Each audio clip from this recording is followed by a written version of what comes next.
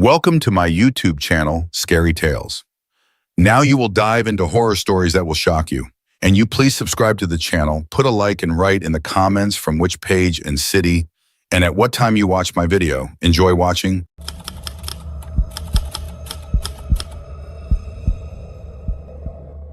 I used to be like a lot of people who spend hours surfing the internet. I've jumped between all the apps and websites you can imagine, and one of those places was a chat room called Omegaverse, where you could meet random people from all over the globe. Some of you may not know this, but a while ago, Omegaverse closed down permanently, and as someone who had already left that platform, I understood perfectly why. Before everything got weird, Omegaverse was a fun place where people enjoyed connecting with people from all over the world, although there was also a good share of weird and sometimes disturbing people. And of course, I also came across one of those people. One night, I was home alone. My parents were away for the weekend, and since I didn't have much to do, I thought it would be a good time to log on to Omegaverse just to remember old times. I had already had some strange experiences in the chat room, but nothing that made me abandon the idea of going back online. So I turned off the lights, put on my headphones, and started to explore the rooms, finding the usual silly jokes, or people who were a bit too forward. However, that night felt particularly boring. People didn't seem to be interested in me, and after a few minutes of inactivity, I was about to close everything again. Suddenly, the screen went black and a message appeared in the chat. "Hello, what's your name?" Another one came instantly. "You can call me someone who is looking for company." This intrigued me, so I continued the chat. "Why is there a black screen? Don't you have a camera?" And the answer came, "Don't worry about that. Tell me, what are you doing on such a boring night?" "Killing time," I replied. "I was looking for someone like you to talk to," he said. Instead of scaring me, it made me laugh. The truth is that I had already seen worse things on the internet. It wasn't the first time that someone had tried to scare me, and this guy seemed quite harmless. So I simply played along. I had nothing better to do after all. "What do you mean by that?" I asked again. But before I could receive an answer, the screen was filled with light again, and I saw that the guy was in a dark room, lit only by the screen of his own computer. However, he was nowhere to be seen, and there was nothing but a pile of unimportant things in that space. "I'm here with you," he said. I remained curious, but a little skeptical, because I couldn't believe that someone could hack into my computer through a random chat on a site like that. Just then, I heard a loud knock on the door and jumped out of my chair, startled. Although I didn't want to admit it, the truth is that I was a bit nervous. So I took off my headphones and glanced around the room, trying to calm down. But then another thought crossed my mind. I thought maybe it was a joke from my friends. They used to do this kind of thing to me sometimes, but something inside me told me that this was different. At that moment, the knock sounded again, and this time more loudly. You have no idea of the terror I felt. I looked around with my heart racing. My hands were shaking and sweat began to run down my forehead. How was it possible that this guy was in my house? No, it had to be a joke. The guy in the chat had said he'd hacked into my computer, but how could he have done that? "Who's there?" I asked nervously, and just then I saw a new message on my screen. I put my headphones back on and read it. "I just want to get to know you." At that moment, I realized that the guy was probably just playing with me. My door wasn't locked, so he could have come in whenever he wanted, but he decided to go to all this trouble. I walked to the door and quickly locked it. I was very nervous. I didn't know what to think. But just then, something strange happened. The image on my screen changed immediately. Now I was seeing what appeared to be the back of my bedroom door. A camera was filming me from the other side through the magic eye, but suddenly, the camera turned and there he was, standing in front of my door with a white mask and staring at me with empty eyes. Panic began to take hold of me. I was paralyzed and almost breathless. I was about to close the computer when suddenly another message came to me. "Are you sure you want to turn it off? It's your only link to me, and if you do, it will make me angry, very angry." That left me frozen. I got up from the chair, feeling my heart beating like crazy, and I began to feel a stabbing pain in my chest. It wasn't a heart attack, but it hurt too much to ignore. I tried to calm down.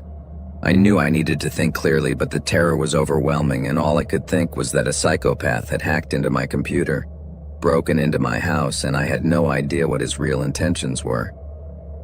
At that moment, the messages on the screen flickered again, and one more appeared. "This is just the beginning. You can't imagine what's coming." My hands trembled as I tried to respond, but my fingers didn't seem to want to cooperate. "What do you want from me?" I asked, but my question was left hanging, because at that moment the door of my room again resonated loudly.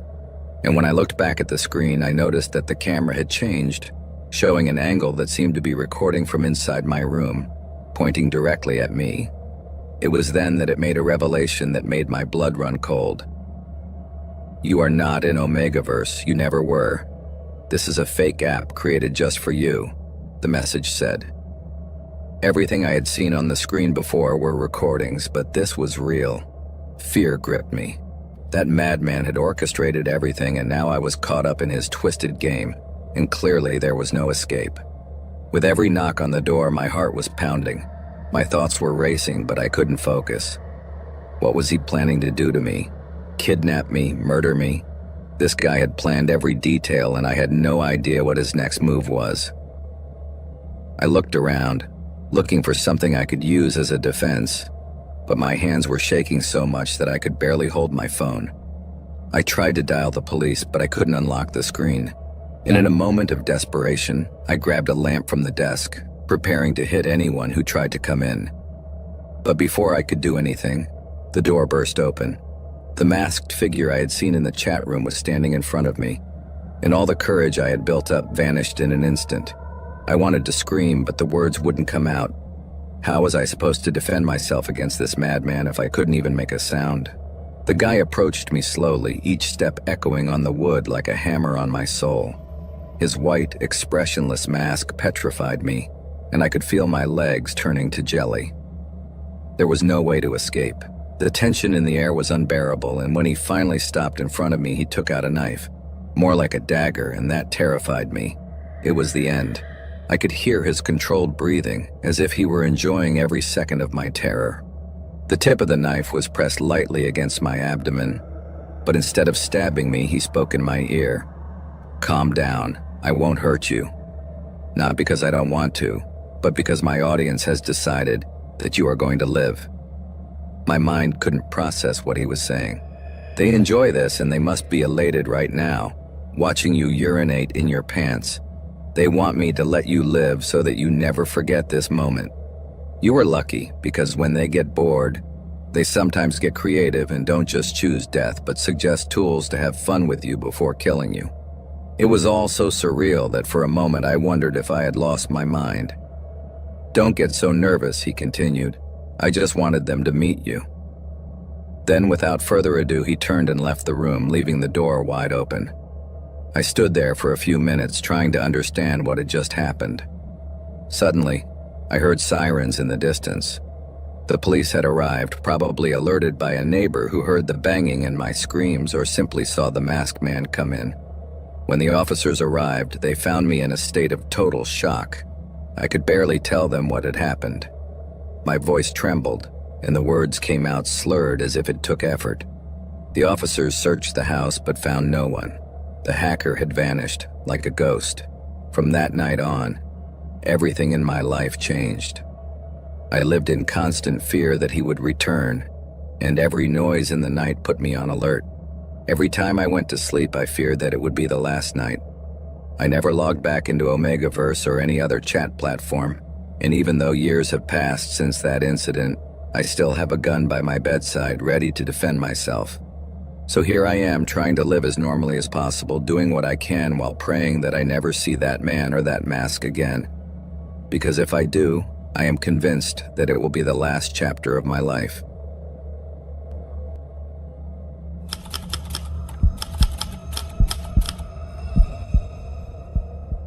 I grew up in a Mormon family, and there were always a lot of things I couldn't do like other kids my age. I didn't go to parties, I didn't drink alcohol, and going out with someone was just a distant dream. as well as participating in conversations with my parents. What bothered me the most was that I couldn't even venture into social networks, because my mom said that the internet was full of crazy people and that life was too short to waste time looking for virtual friends. For a while I believed her, but at 18 I thought, why can't I do what I want? I was studying at Brigham Young University, or BYU at the time, and had started to make friends outside the church circle. But I still had that latent curiosity about the online world, as all my classmates were talking about it. They had social networks and they were commenting on all the things they posted, and I felt like a fish out of water. I knew that if I created an Instagram or Facebook account, my parents would find out instantly. That's when my roommate told me about a platform where you could connect anonymously, and I immediately thought it might be a good opportunity to try something new without the possibility of getting caught. I didn't have to do anything complicated, just log in and I could video chat with other people I would never meet in person. How dangerous could that be? At first, it took me a moment to understand how it worked. A random video would appear and we could talk about anything. It sounded great, but as soon as I opened my mouth, most people ignored me and moved on to the next person.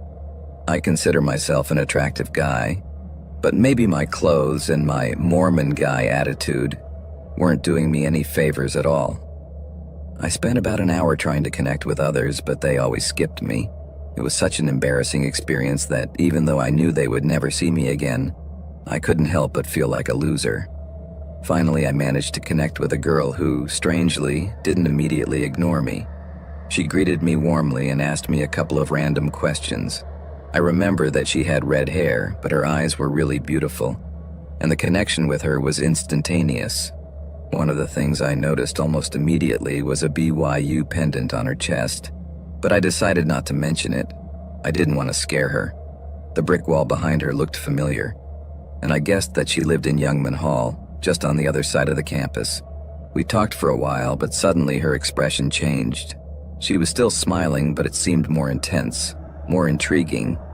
"You seem like a great guy," she said. "Do you want to see something crazy?" I was silent for a second, not quite knowing how to react. I mean, if she was going to show me something strange, I didn't know if I was ready for it. But I didn't want her to be disappointed and leave me, so I finally said yes. She laughed and left the room. Long moments passed as I waited, preparing myself for whatever it was I was about to see. And when she returned, she had a guy with her.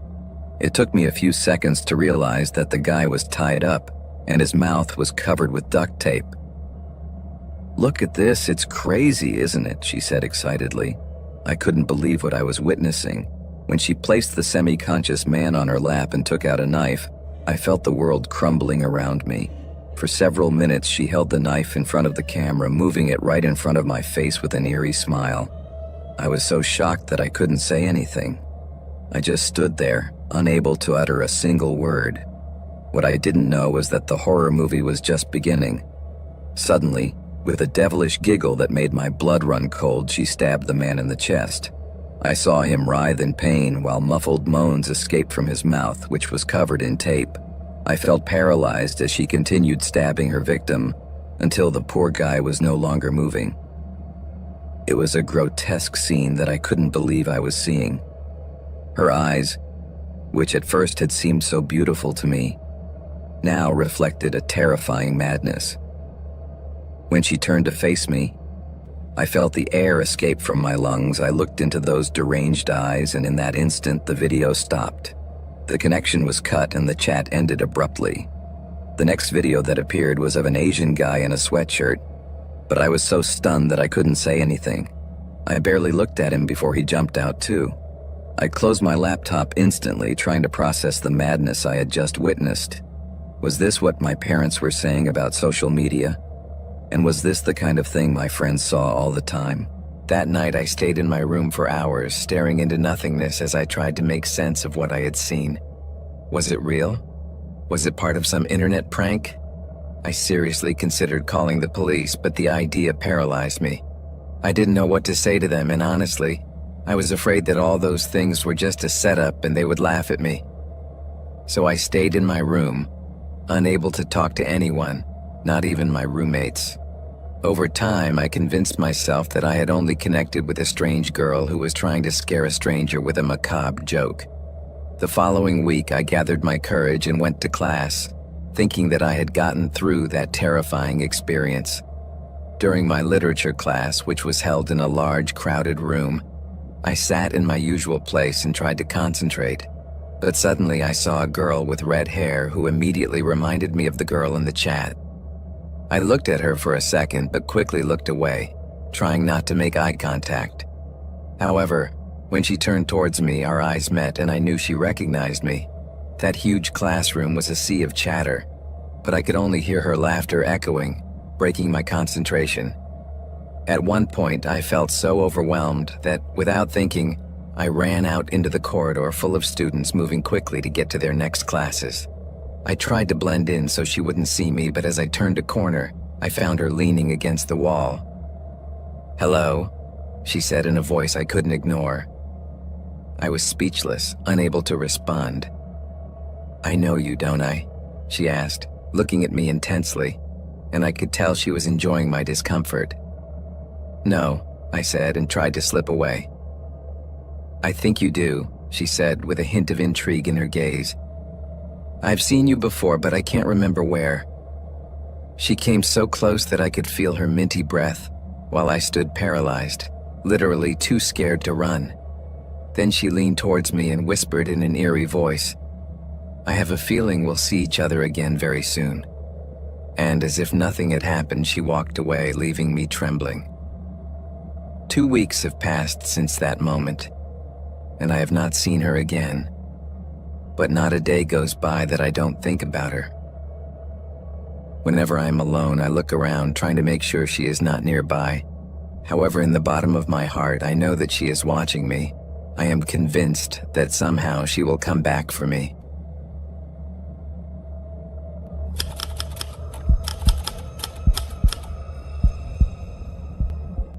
"Are you going to say something, or are you just going to keep looking at me?" asked Syed Brown, breaking his silence. He had a piercing in the bridge of his nose that gave him a defiant air, and his face was covered with a strange tattoo that made much of his skin look strange. 4 purple lines peered out from under his eyes, and although his video was of poor quality, I was fascinated by all these details. I smiled with some amazement and finally murmured, "What's up, bro? How's it going?" My words came out sparingly and my eyes moved from side to side across his face, trying to take in every detail. It was clear that the guy had a unique appearance, and in my mind, I thought that if I managed to strike up a more interesting conversation, maybe we could be friends.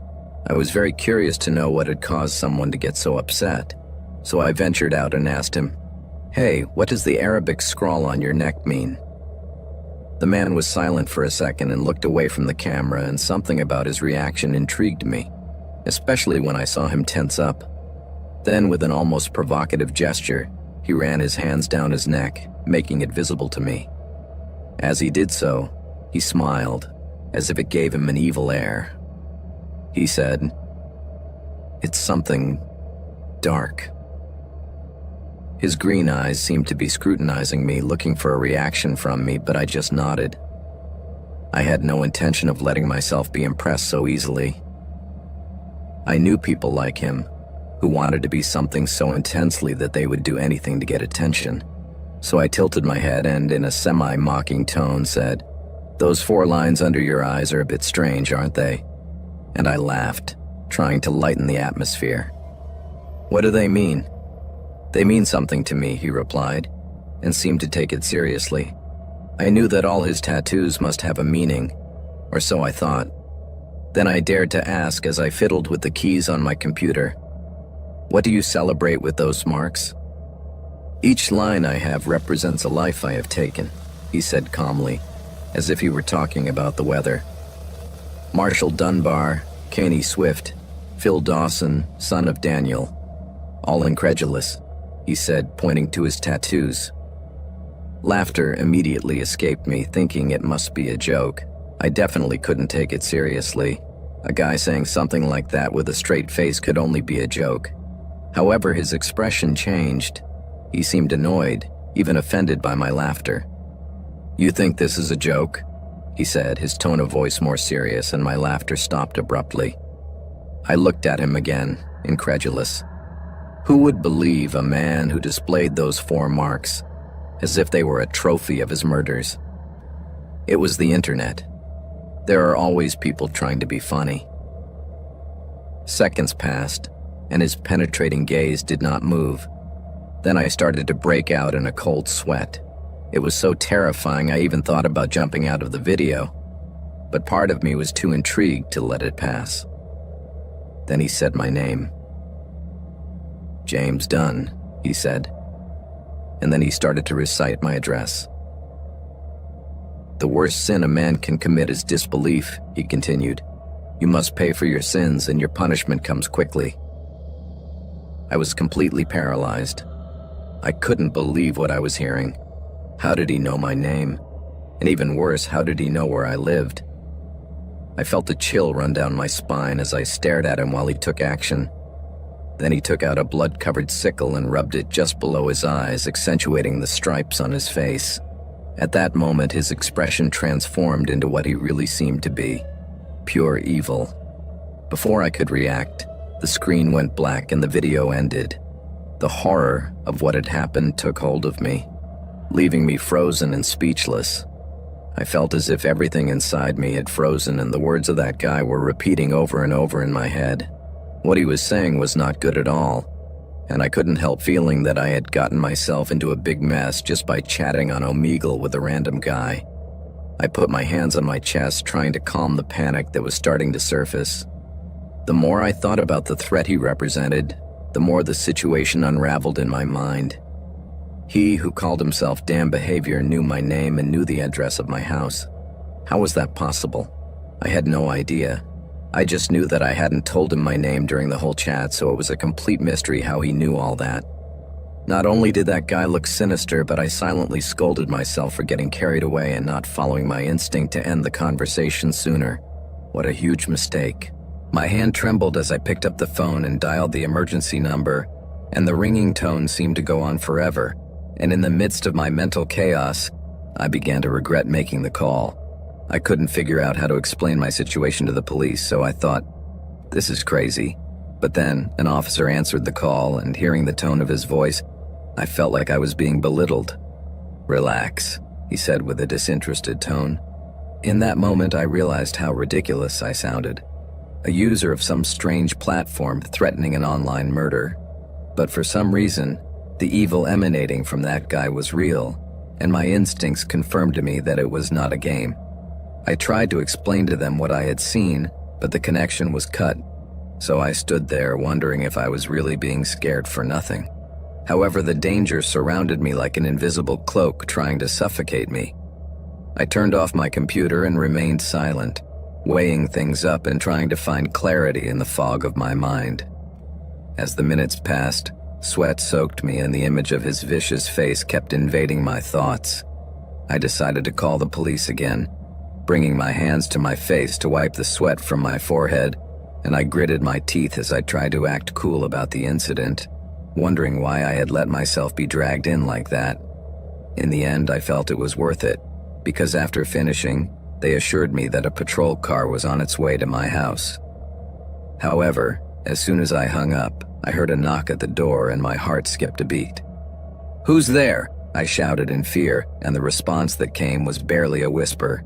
"I'm here to collect." At that moment, my body temperature dropped so much that I could have sworn that the beads of sweat on my forehead froze. Was it really him? I couldn't believe it. The scene I was witnessing was so surreal. His voice was the same. I clutched the phone as if it were a lifeline, and that was when I heard the sound of salvation. The police sirens approaching. But the moment of relief quickly vanished.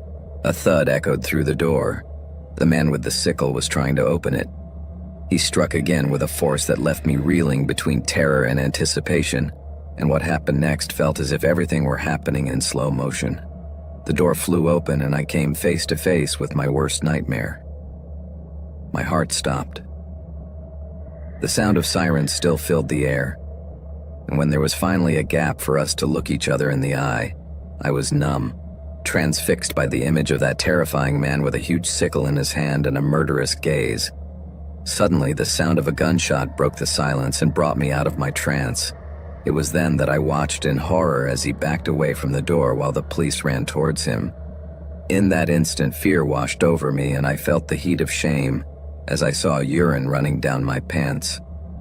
My roommate, still dazed by it all, only muttered, "He's dead." The words echoed in my head and the reality of the situation hit me like never before. The man was dead, but if that bullet had arrived a couple of seconds later, I would have been the one lying dead. And it all started with a stupid chat.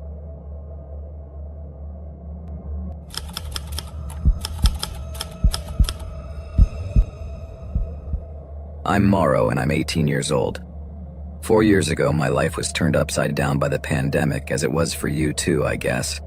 I spent most of my time at home, attending classes online and every now and then calling my friends to play video games.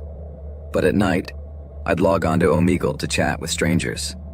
One night, I was video chatting with a guy who looked to be about 50 years old. I asked him, "What's up, buddy, how are you?" He replied that he was fine, but when I asked if he was feeling unwell, his tone changed. "This pandemic has affected me a lot. I feel like I could die. There's no cure for this," he said. I tried to be positive and recommended he go to a private hospital in the city. Maybe there he could find some relief. "You're right, I'll go now," he replied before saying goodbye. After the chat, I paid for my computer and closed the lid of my laptop. A while later, my friend Sam arrived home, so I took some cold drinks out of the fridge and made some popcorn. We played video games, but after a while, Sam started complaining of a headache. "We should take a break, man. We can play later," I said. But then I noticed that his condition was deteriorating. "What's wrong?" I asked him. "I don't feel well." "I think I should go home," he replied. When he left, I waited for about 15 minutes and decided to call him to see how he was doing. "How are you feeling now, Sam?" I asked. His voice sounded weak and he was coughing a lot. "I'm not well, Dave. I went to the hospital for a checkup." "Which hospital?" I asked.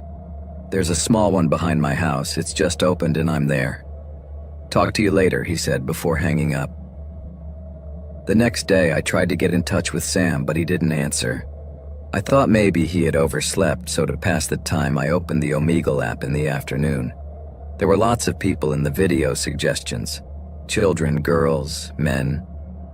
I skipped through them all, but suddenly I saw a doctor on the screen.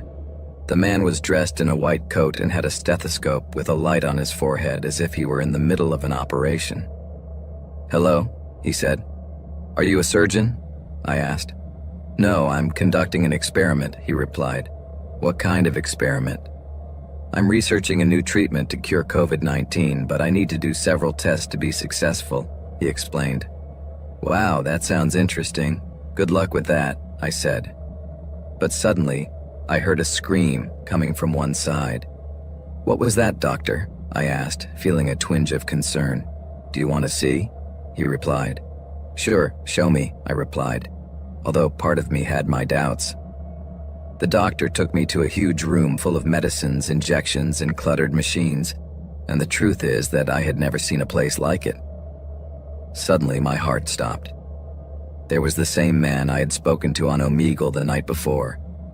His pale face and vacant gaze sent a chill down my spine. What was going on? Was it a simple experiment or something much darker? The feeling of terror took hold of me as I tried to process what I was seeing. I was trapped in a nightmare and I didn't know how to escape. The guy I saw was lying on a bed, moaning and struggling, but his hands were tied with chains as if he were trapped in a horror movie. Suddenly, he began to scream desperately, "Help! Save me! This diabolical doctor is going to kill us!" The doctor's physique, which laughed with a macabre laugh, made him look like a real monster. That was no doctor, it was a beast incarnate. Suddenly, the doctor began to fill the man's mouth with vaccines and injected 5 of them into his body. Then he took out a bottle containing a strange yellowish liquid, and my stomach churned when I saw the doctor holding a knife, making cuts in the guy's hands and legs. Then he dropped some of the liquid on the wounds. The man screamed in pain and his face reflected terrible anguish. "Shut up. Don't make a sound. I don't like this either, but I have to treat you," said the man in white. Then he poured the liquid into his mouth, and to my absolute horror, smoke began to come out of it. It must have been a very powerful chemical. That was the last time I heard his voice. What followed was an overwhelming silence, the silence of death. I was shaking with fear, and I couldn't process what I was seeing. I felt sorry for everyone locked up in that horrible place. I wanted to help that man, but I didn't know how or where he was. At that moment, the doctor moved on to another patient, and my heart sank when I saw his face. It was Sam, my friend. No, this couldn't be happening. It was too much. Sam was tied up like the first one, screaming in pain while the horrendous doctor stuffed pills into his mouth. Sam was trying to free himself, moving his hands and feet trying to hit the doctor, but the guy reacted quickly and stuck a knife in his thigh. "Now you won't be able to kick me," he said with a sinister smile. Sam screamed in pain and despair, but to no avail. There were 5 people in total in that room, and the doctor was mercilessly hurting them all. Blood flowed and screams filled the air, while I could only watch, paralyzed by terror. In the midst of the chaos, I remembered that Sam had told me about a small private hospital near his house where he had gone for a checkup the night before. Was it possible that this was the same place where the demon doctor carried out his experiments? I wasn't sure, but I didn't waste any time and called the police, explaining what had happened in that nightmarish place. Within 20 minutes, they arrived at the hospital and rushed to arrest that monster. The police freed the patients and took away the body of the guy who, unfortunately, I couldn't help. At that moment, I ran to Sam, who was in a very bad state, and decided to take him to a real hospital where he could receive proper treatment. Looking at everything that had happened, I understood that this doctor was a psychopath who was making new vaccines and experimenting on living people. Apparently, he had been hurting everyone with every action. Although my encounter on Omegle had been terrifying and grotesque, thanks to it I was able to save the lives of my friend and the others, although that man was not so lucky. What I saw will not be erased from my mind, but it taught me a lesson. Sometimes danger lurks in the most unexpected places.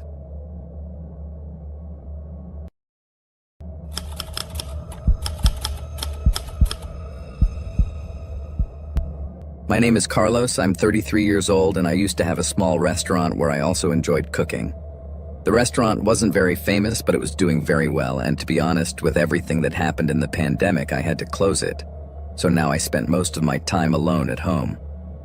I had some savings that helped me keep the apartment, and I managed to do some freelance work online, from translations into Spanish, English, Portuguese, Russian, and even Japanese, to managing some websites.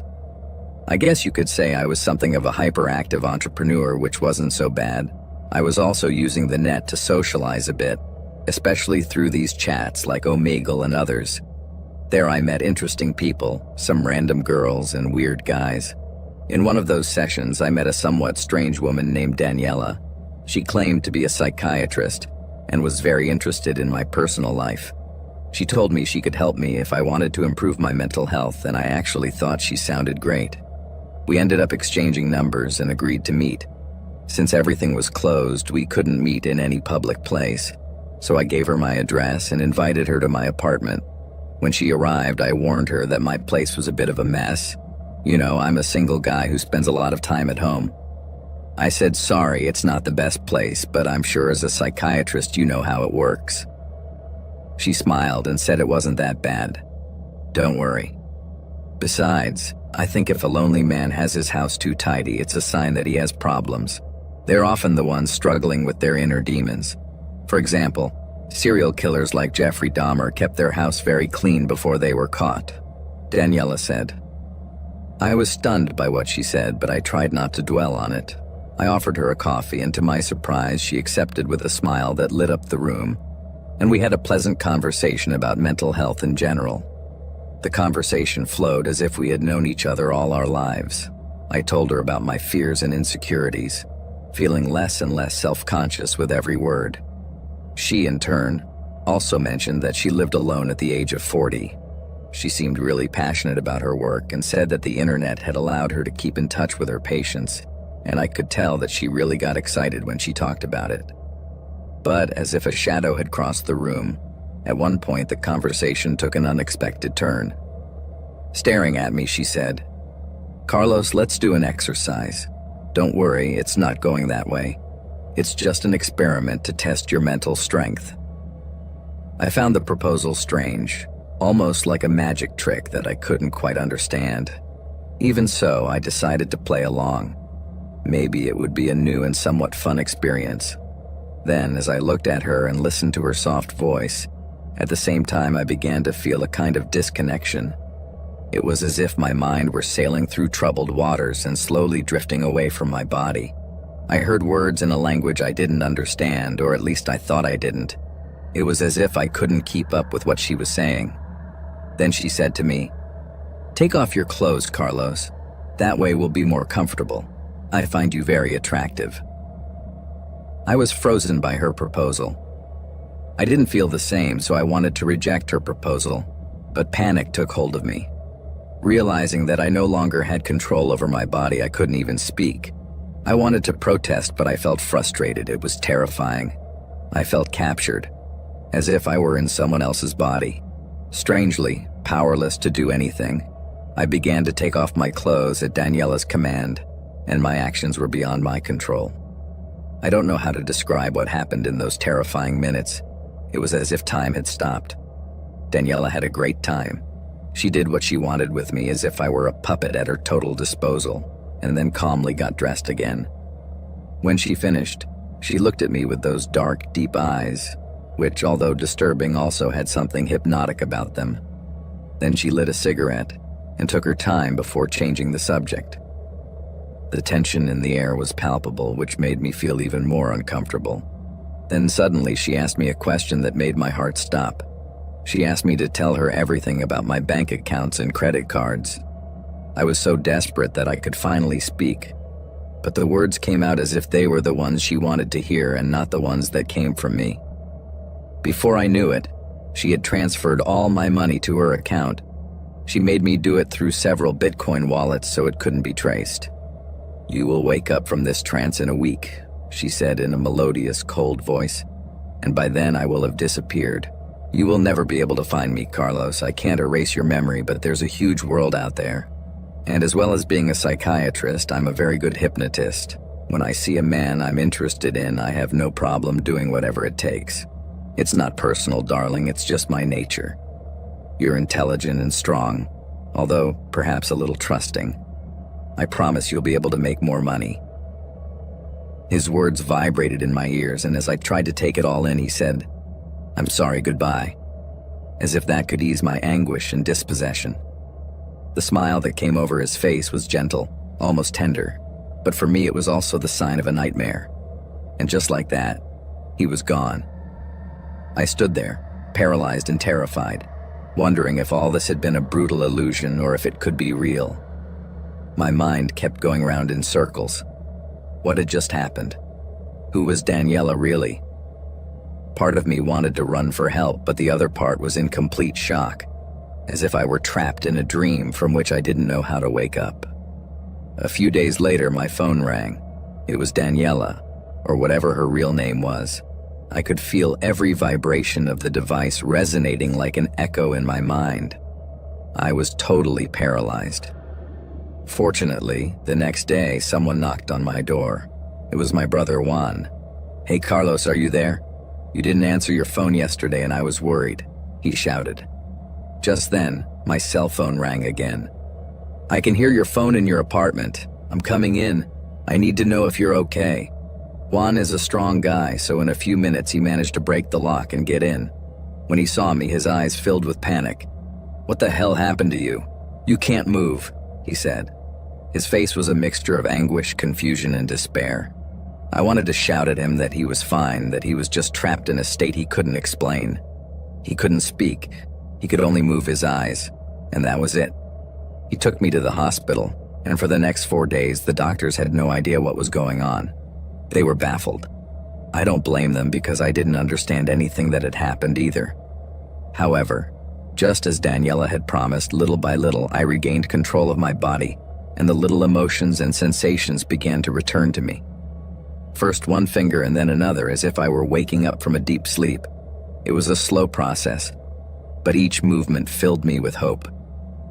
When I was finally able to speak, my voice came out choppy and shaky. "Juan, it was a woman.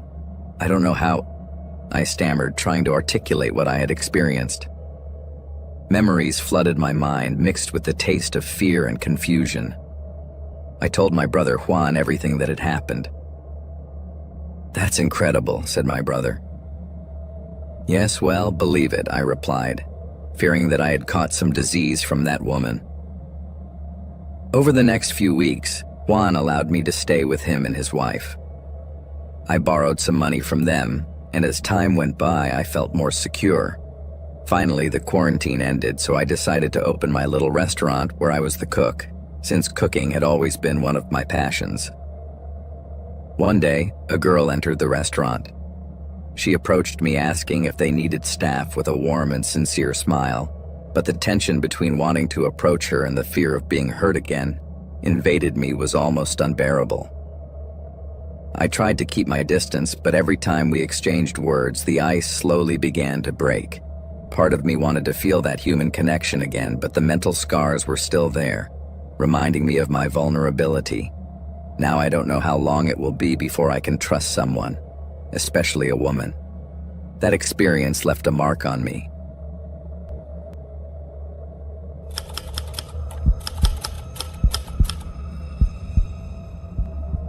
My name is Leonard, and I'm going to tell you about the scariest thing that happened to me in a chat room. There was this one time when I sat down in front of the computer, ready for my nightly chat session. This was always an adventure, as you meet all kinds of people. Those who want to be scary with their appearance or simply be mysterious.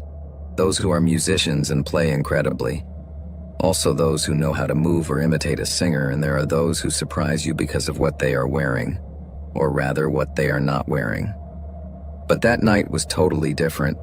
Something more than weird happened, and it was very scary. It was one of those nights when boredom eats you alive, so I decided to waste my time on Omegle. I wasn't expecting much, and knowing that I wasn't going to see anything shocking, I told myself, it will only be a couple of quick chats, so I don't fall asleep before my bedtime. So I turned on the camera and started looking at the profiles of the strangers' cameras, looking for something that caught my attention. At first, everything was normal, and I laughed a couple of times with nice people, and also with a fool who tried to scare me with his supposed vampirism. Everything was very normal until suddenly a dark screen appeared. At first, I thought there was no one on the other side, just a black background, as if the person wasn't there or didn't want to show their face because they had some insecurity or complex about something. The point is that I'm not interested, and I was about to move on to the next conversation, when suddenly I saw something that made me stop. It was a blurred figure, barely visible, standing next to what appeared to be a chair. I approached the screen intrigued, although I knew it was a bit risky and that it could scare me at any moment, but something in that camera had me trapped. There was the figure still, looking at something or someone sitting in the chair. I couldn't quite make out what it was, and that gave me goosebumps. It was as if there was something strange about that connection, as if a bad vibe was enveloping me. At that moment, I decided to change my profile and move to the other camera, which to my relief turned out to be a teenager playing video games with his brother and friends and looked very entertaining. After that experience, I needed to take a breather. I really couldn't believe that a simple camera obscura could make me feel so restless. But that's how it was. I went to the kitchen to get something to drink and relax a bit, trying to convince myself that I was just a little bit upset. When I got to the kitchen, there were no strange noises or anything out of the ordinary, but I couldn't shake that feeling that something wasn't right. It was as if someone was watching me. Suddenly, the anxiety began to affect me, and before I knew it, I was shaking, wondering what the hell was wrong with me. It was just a camera that a stranger had left on by mistake, which was only pointing at that chair, but I felt vulnerable, as if I were in danger. as if that dark figure could materialize at any moment. So I considered taking a metal object in case I needed to defend myself, and the coldness of the metal I was holding in my hands made me realize that deep down I was really scared. I took a deep breath to calm my nerves, went back to the room and said to myself, I've had enough of Omegle for today. But when I sat down in front of the monitor screen to turn it off, my heart jumped with fright. That wretched black chat was back in the same darkness and the same figure by the chair, but this time it looked clearer, and to be honest, more terrifying than the last time. Someone was sitting there, and the figure standing next to it was looking at him with chilling intensity. I could always have pressed the off button, but my pride wouldn't let me. I felt I had to be brave and not let fear get the better of me. I didn't want to let a simple image scare me so much, and I tried to convince myself that it was all actually a bad joke by that person behind the camera. I started to look at the screen several times, increasing the camera graphics, increasing the brightness, lowering the contrast, and trying to find something that would prove that it was all a joke and that I was acting like a chicken for nothing. But the figure was still there, static and with a chilling posture, as if it were about to move at any moment, just waiting for the opportunity to attack you. The air became heavy and every second felt like an eternity. My eyes couldn't take their eyes off that shadow, and a disturbing question settled in my mind. What if it wasn't a joke? The knot in my stomach grew bigger and bigger, and a cold sweat began to run down my forehead. I couldn't calm down looking at the image in front of me, so I decided that enough was enough. Having a moment of clarity, I said to myself, enough is enough. It's time to put an end to this. I knew my fear was pointless, but I kept looking at the damn image and it was obvious that it wasn't helping. So with a bit of determination, I decided to press the shutdown button on the computer, and I got up again, attacked by nerves, walking all over the house and turning off lights before going to sleep. The strange thing was that the computer wouldn't turn off or restart. The Omegle window was still there and the task manager wasn't responding. I tried to calm down by telling myself it was a problem with the machine, so I disconnected all the cables. But when I looked again, there it was. The computer was still on.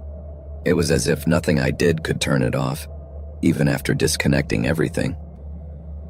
Just at that moment, I heard a sound coming from the computer, as if something heavy had fallen to the floor. It was even stranger, because at the same time that sound was heard in the living room of my own house. My heart was pounding, fear was taking over my body. What the hell was going on? I stood there, looking around, trying to figure out where that strange noise was coming from. Just then, I saw that a book had fallen off the shelf, and I couldn't believe it. The book had been placed properly and there was no wind or anything to suggest that it would fall. But the same thing happened in the blessed dark room. It was driving me crazy, so much so that even then, I couldn't believe what I was hearing and observing. In desperation, I tried once again to get my computer to work, replacing the cables, but suddenly I saw that a little red light on the front camera of the computer had gone off. Then I noticed that the camera of the person behind the screen was still active, so I decided to optimize the quality of the camera, maximizing the zoom, raising the brightness, and lowering the contrasts. I needed to verify if my hunch was right or if I was wrong. But nothing. However, I had another idea. I grabbed my cell phone and took a photo of the screen, thinking that maybe when I edited it I could see something clearer. I increased the sharpness and brightness to almost maximum, hoping that something would change. And when I finally managed to make the image look a little better, I was completely transfixed in my chair. I couldn't believe what I was seeing. The photo revealed my own living room, and there I was, reflected on the screen. But there was something strange. Somehow it wasn't me standing by the chair. It was the dark figure that had been watching all this time, and it was as if it was right next to me. Panic instantly took hold of me. My whole body tensed, and I slowly turned my head towards where the shadow was supposed to be. I took a deep breath, hoping not to find anything because I was really scared, but I knew I wouldn't be lucky, because the shadow had already entered me. It was as if its presence was impregnated in the air, filling the whole house with something spooky. My hands were shaking and the light from the screen was illuminating my face, but the darkness around me seemed to absorb all the light, making me feel smaller and smaller. I tried to convince myself that it was all a trick of the mind, an illusion caused by tiredness. Suddenly, I began to feel suffocated, as if something was squeezing my chest. My body felt strange, as if it were full to the brim, and it was so oppressive that I feared my body would explode from the inside out. So I ran through the house, bumping into everything in my path. I don't know why, but my body was acting as if someone were controlling it. In the midst of that madness, I bumped into the bookcase and saw it fall towards me. I tried to dodge it, but it was in vain, and after that, my whole world went black. When I woke up, I was lying on the living room floor. This time, the computer was really off. I felt exhausted, as if I hadn't slept in days. My body ached, but at least the bookcase was no longer on top of me. Looking at the clock, I realized with horror that more than 24 hours had passed. Everything in the house seemed different, as if someone had been moving things around at will. I got up and went straight to the door, but it was still locked. It was impossible that someone had entered. I tried to process what had happened, but that was only the prelude to what awaited me. Since then, I have woken up in places in my apartment where I don't remember going to bed, and I have a constant feeling of tiredness that is driving me crazy. I sleep more than before, but suddenly I get such a bad sleep that I fall into bed like a brick at any moment, and I can't even wash the dishes without passing out. This has been going on for months, and the blackouts are becoming more frequent and longer lasting, without me being able to avoid them.